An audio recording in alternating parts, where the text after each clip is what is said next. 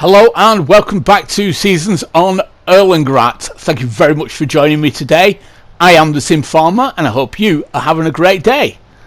So we're starting this video off exactly where we left the last video. We had just finished cutting the grass up on the top field, the really big field that we've got up there. And right now we've just picked up the rake and we're going to get it into nice windrows ready to be picked up and put into the silage bunker. Now preferably we'd be making hay, but yeah, I don't think the weather's going to be hot enough to make the hay. And besides, you can see it's dark green grass, which means it's wet grass. But saying that, it shouldn't be, because when we cut the grass there was no wet crops icon up there. So surely it should have been the lighter coloured grass indicating it was dry. Now, if you remember when I cut the bottom two fields, the wet crops icon was there and it was coming up as dry grass. So there's something funny going on there. Between me cutting those bottom two fields and doing this field, we have had the seasons update, and one of the fixers on there said that it had fixed the colour of the grass on Erlengrat, and I'm thinking that yeah, they've changed something, and now instead of it being wrong one way, i.e. showing dry grass when it should be wet, it's now gone the opposite way, and when it's showing, or when it should be showing dry grass, it's showing wet. So yeah, I don't think that's quite worked very well. But and there are a couple of other things like the animal transport problem that I've been having, so we are really hoping for another update quite soon. But yeah, as we were saying, the grass, I don't think we'd be able to get it dry enough to make hay. Now let me just show you the weather forecast. Okay, so looking at the rest of today and early tomorrow, there's a little bit of drying time, but not that much, to tell you the truth, and the temperatures aren't really up there for haymaking. So that's why I'm looking at making silage, and also looking further on, looking at, say, Friday there, which is the last day of spring, Saturday, Sunday, Monday being early summer, and then Tuesday being the first day of midsummer, and it's all washed out. So that's why I've decided not to bother even trying to make hay, and I'm just going to make it all into silage, sell it at the BGA, then I'll be able to buy hay bales, and I'll be making a profit on that. So I'm thinking that that is the way forward. Thinking about it, I'll actually make quite a tidy profit there as well, because if you're buying hay bales, I think there's €650, whereas the silage will sell for €270 per 1,000 litres. So per 4,000 litres, what's that? Sorry, that is 1,080. Yeah, that's 1,080 euros per 4,000 litres of silage. So I'll be making what, 430? Does that sound right? Yeah, 430 euros per 4,000 litres of silage, and yeah, I'll have the hay bales that I need as well. In fact, that price, that profit, should I say, if you think about it, with the problem with the animal transportation, if I'm buying beef cattle, the reason I was thinking, oh, I'm not going to do that anymore, was that I was paying €200 for collecting them and having them sent to my farm, and then when I fatten them up, I would also be paying another €200 to send back to the animal dealers. So that's €400 cutting into my profit. Whereas now I can think, well, okay, for every hay bale that I buy from the shop, I will have actually made €430 profit. So I might actually go ahead with buying the beef cattle, and I'll be able to offset the loss that I make through the transportation fees by selling the silage and buying hay. So yeah, I might be able to do that. Okay, anyway, back to raking the grass. It's going to take me a good while, I think. I'm what, probably about halfway around the first headland, maybe not even that, I'm not sure. And yeah, it is taking some time. To tell the truth, I think this whole job, the raking and collecting it, is going to take me quite a bit longer than I first thought it might do. But yeah, I'll just have to cut some out, and we'll see how long it takes. But I think if I was going to record it all, then yeah, we'd be here for quite a long time. We'd still be doing it. I think I'm going to be working for a couple of hours at least doing this. So yeah, it's getting a little bit steep here, is the field. I'll be alright with the rake, but I'm thinking when I'm coming back up here, if I've got a full forage wagon, then yeah, I might struggle pulling it up this hill. But we'll see. The Sintrack has got quite a lot of horsepower. I can't remember whether I went for the one with the most... Oh, losing it a bit there. Right, that's nothing to do with the horsepower. That's literally just how steep the hill is here. And yeah, obviously gravity took its toll on the windrower there. So yeah, as I was saying, I can't remember whether I've gone for the most most horsepower on the Sintrack. There was two options, if I remember rightly. One of them I really can't remember, so I'm not going to start guessing. But yeah, I think I've got about 400 horsepower. So yeah, I should really have enough to get the forage wagon up. But I have got quite a large one. It's not the biggest I could have gone for, but if I'm remembering rightly, it's about 56,000 litres that you can fit into the forage wagon. So it is going to weigh quite some when I'm pulling it up that hill. Obviously depends if it's full or not at that point.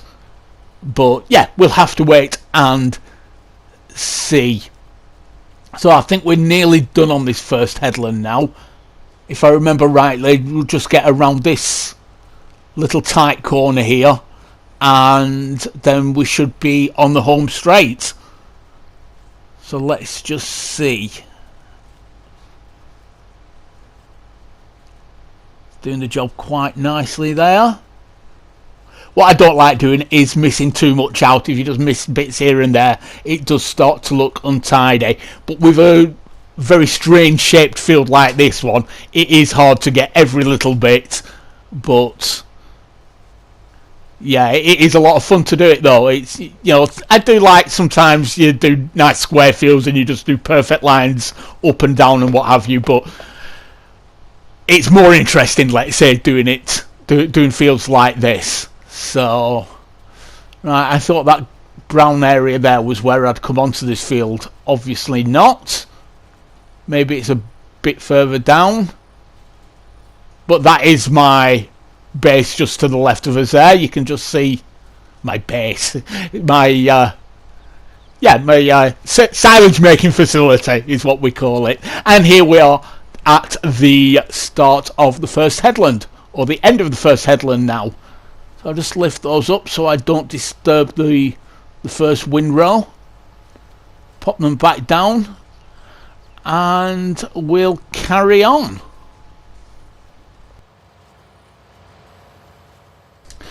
Okay then, we're about 20 minutes in, I'd say, maybe a little bit more, and as you can see, I'm on the third headland here.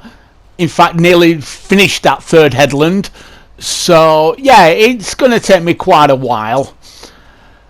So I know I've been talking about Shellington Valley because we're expecting that to be released quite soon, and I will be doing a playlist on that.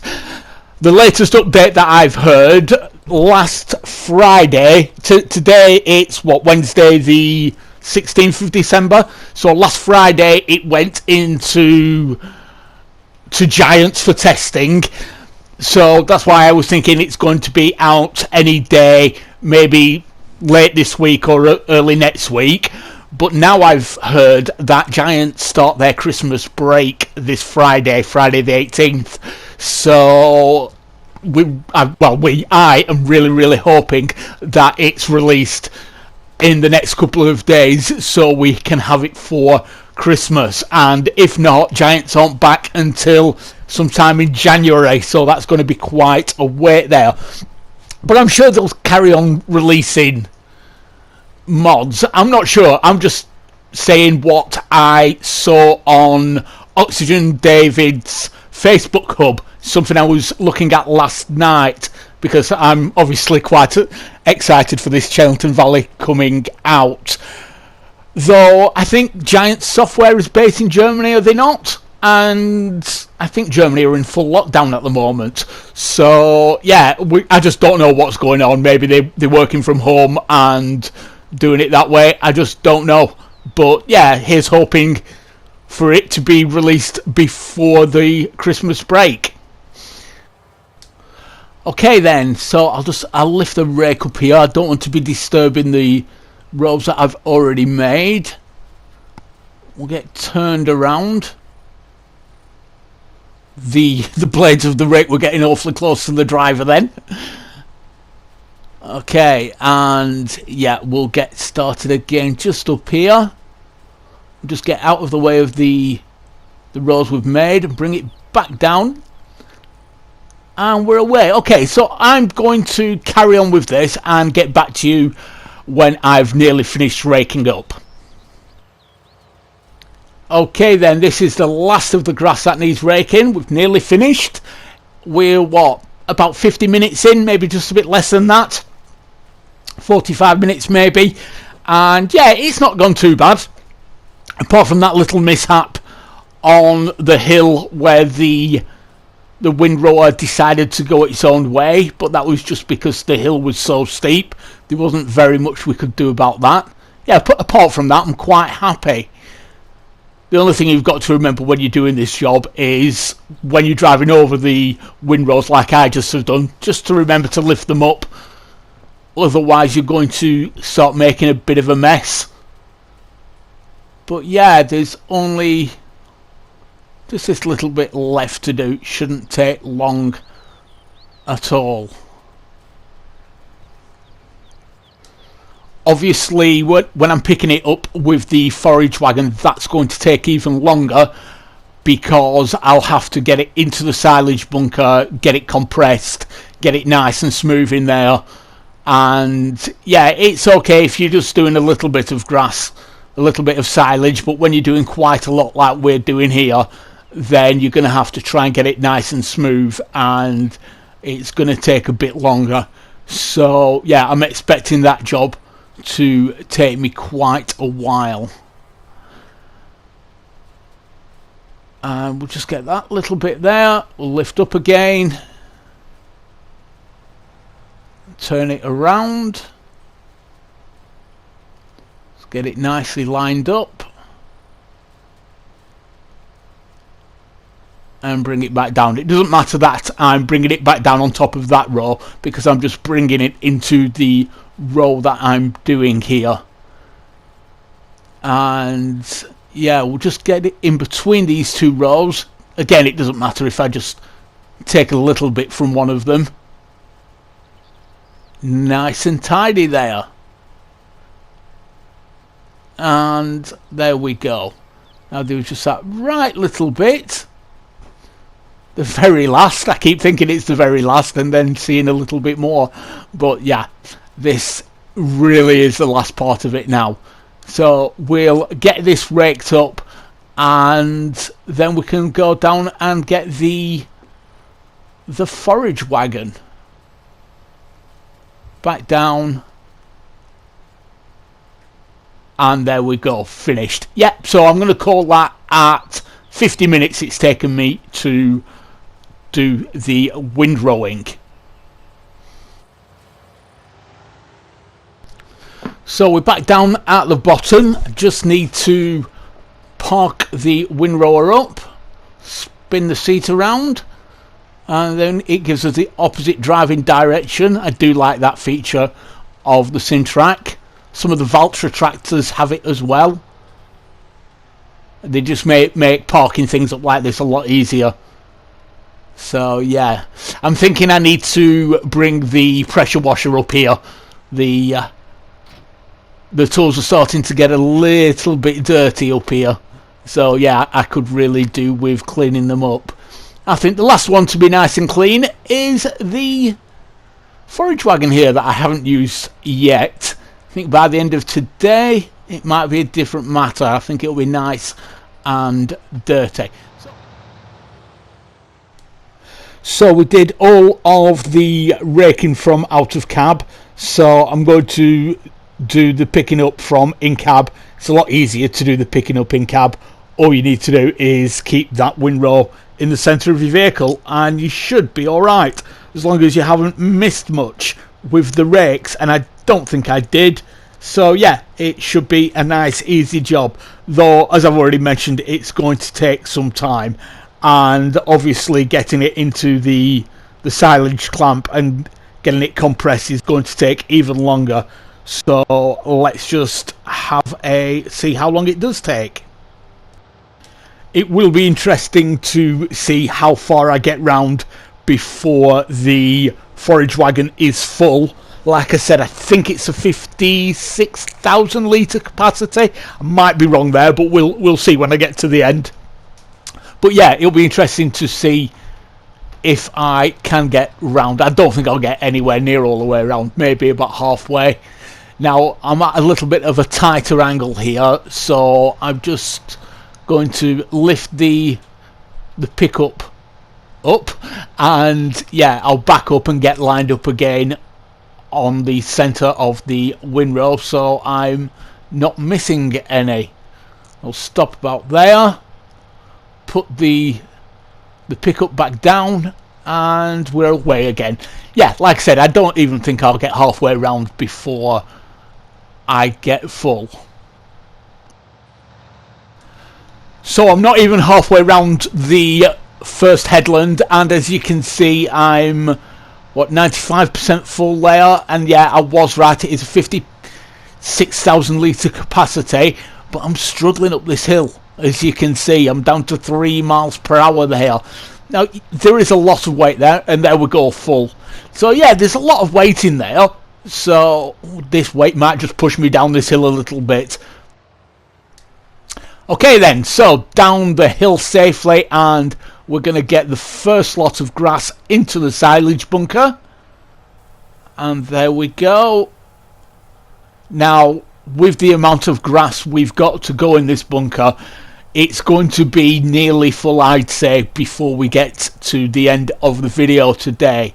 But we'll just have to wait and see exactly how much we get in there. So we're still on the first headland with the second load, and as you can see we are just over half full now, and I've just remembered I've gone the opposite direction to what I did first time round, and I'm coming up to the really steep hill. In fact, you can see it right in front of me right now, so it's going to be interesting to see if I can actually get up there with the Sintrack. Nearly 70% full now. So yeah, I don't know if we're going to be able to do it. If you remember, on the first load coming in the opposite direction, it went down to 3 miles an hour. So yeah, it's going to really struggle any second now. It's going to start slowing down. Yeah, it is doing, and you can feel it pulling back. Are we going to get up there? Come on, 2, 1. I don't. Can we do it? We're at 3. No, down. We've stopped. 0 miles an hour. We're not going any further today. Thank you very much. Okay, let's just see if we can just a little bit more to the left. It'll be a little bit of a less steep angle. Maybe we'll be able to do it. We're at 3 miles an hour. No, it's going back down again. No, we're not going to, I don't think. Maybe. It's going up between 2 and 1, and then again back down to 0. Okay, what I'm going to have to do is go back down and just skirt around this little bit, and yeah, maybe get it from a different angle, or maybe get it later on when the forage wagon is empty. I don't think I'll have to miss much out. Oh, I've jackknifed a little bit there. That's why I was struggling. So yeah, I'll just get around here. It is struggling a little bit here. That's my bad driving more than anything.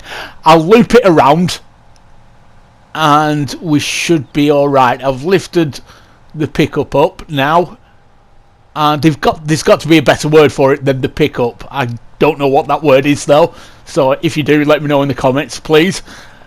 So yeah, we'll get it up here. Surely I can get up here. I'm not even trying to pick grass up. But is it going to make it? I don't know. I don't think so. No, we're at a standstill again. Okay, this isn't going as well as I hoped. Now, I wonder... No. If I just go to the left here a little bit, and yeah, I've got a bit of momentum, then I'll bring it back down, and yeah, we're away. That's great. Okay, so like I said, this is the second wagon full, and what was going on? It just stopped for a moment then. Never mind, sorry. And yeah, we've got the second wagon full, and we haven't even done the first headland. So yeah, I'm going to be at this for quite some time, as I've said. And there we go, full. Back down at the silage bunker for the second load then. I think I could have probably positioned my first load a bit better. I've got it just off centre. So what I'd like to do is get one down the centre, one down the right and one down the left before I start to compact it. But yeah, I'll still be able to do that, I think. And there we go. That's in there. And we are back down at the silage bunker with our third load. And yeah, and maybe I could have positioned the first load a little bit better. I'm just tilting towards the side a little bit here, but I should be okay. Now I need to start thinking what I'm going to use to get it all compacted. And thinking about it, I have got the perfect vehicle waiting down at the main farm.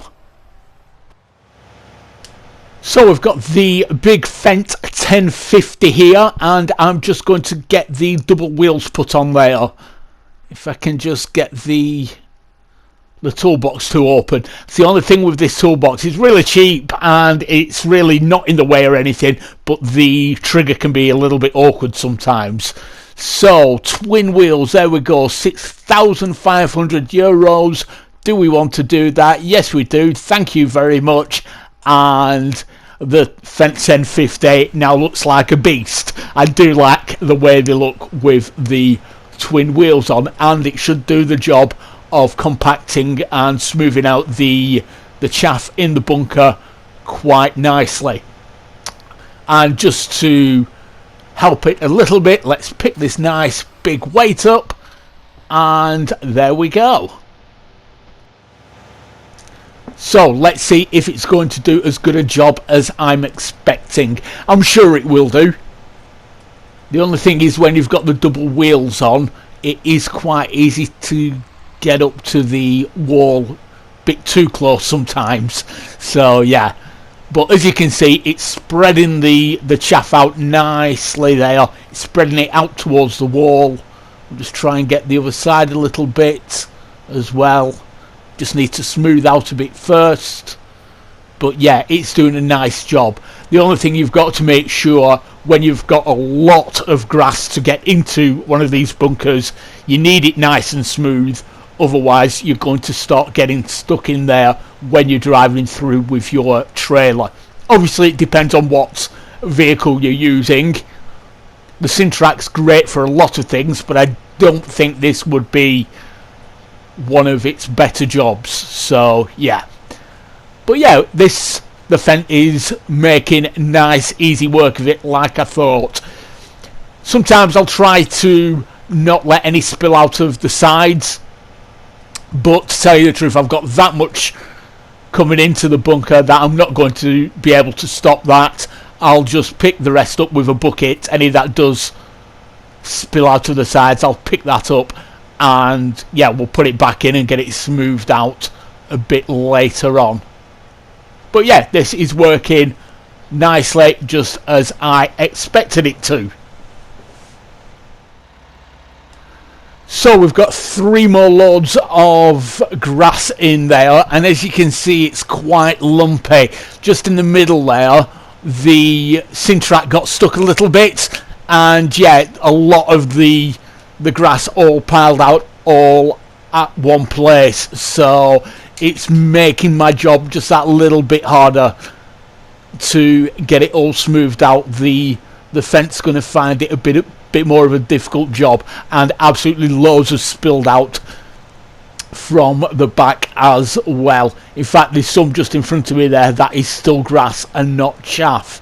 So I'm actually wondering whether to go and buy a leveler. I don't usually use them, but it might just help me out here. So we've got a couple more loads into the silage bunker, and yeah, I really do need the leveler. So I'm down at the shop, and there we go, into levelers. I've got one in mind, and it's just this one here. Yeah, the Viking, 23,360. Just looking at that dozer blade as well. But no, I'm going to go with the Viking. Do I want to buy that? Yes, I do. Thank you very much. And there we go. So we'll get that back up to the top, and it should make life much, much easier. Back up at the silage bunker, and you can see how lumpy it's gotten up here. So yeah, the leveler here should be just spreading it out a little bit and making it a bit easier for me to get it smoothed out, get it compacted. I need to pick that grass up there and get it in as chaff. Maybe I could do that with a bucket, or maybe even the forage wagon. I don't know if that would work. But yeah, as you can see,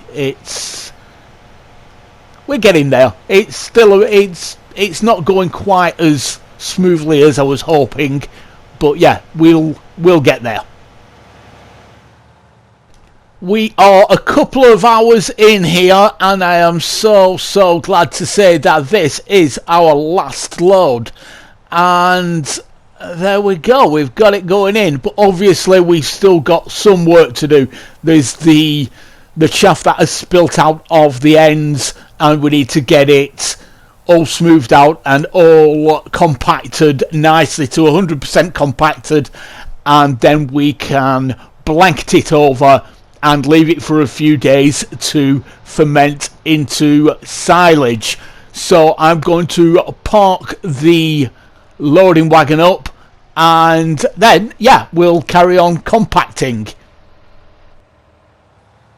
So it's nicely compact on the top and in the middle now, but like I said earlier, we've just got this lot on the ground that spilled out of the edges of the bunker. We need to collect that up, put that in, and obviously that will need compacting as well, but then we should be just about done.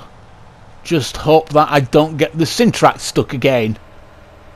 And we'll just back up a little bit there, make it nice and smooth. We don't want to make too much of a bump for the fence, though it should be able to manage. And yeah, we'll just keep on doing this until we've got it all in, and we should be able to get it blanketed. All of the chaff is now in the bunker. We've got it in from both sides, and all we need to do is get it nice and smooth and compacted without spilling any back out. So yeah, it's just a little bit lumpy here where we tipped it back in from the Sintrack, but yeah, it should be getting nice and smooth. And as you can see, the bunker is not quite full, but yeah, there's quite a lot in here. I don't actually know how much these bunkers will hold, but yeah, I'm betting on nearly 1 million litres of silage by the time we've finished. So yeah, that will be a nice payout from the BGA when we finally get that done. But yeah, that will be for another episode. So finally we've got it nice and smooth, nicely compacted, and I think we should be just about done. Let's see. Yes, there we go. It's blanketed and we are done. Guys, that's going to be the end of the video today. Thank you so much for watching. I hope you've enjoyed the video. If you have, I really appreciate a like. If you've not already subscribed, please think about doing so. Don't forget to hit that notification bell so you don't miss any more of our videos. Again, guys, thank you so much for watching. Have an amazing day.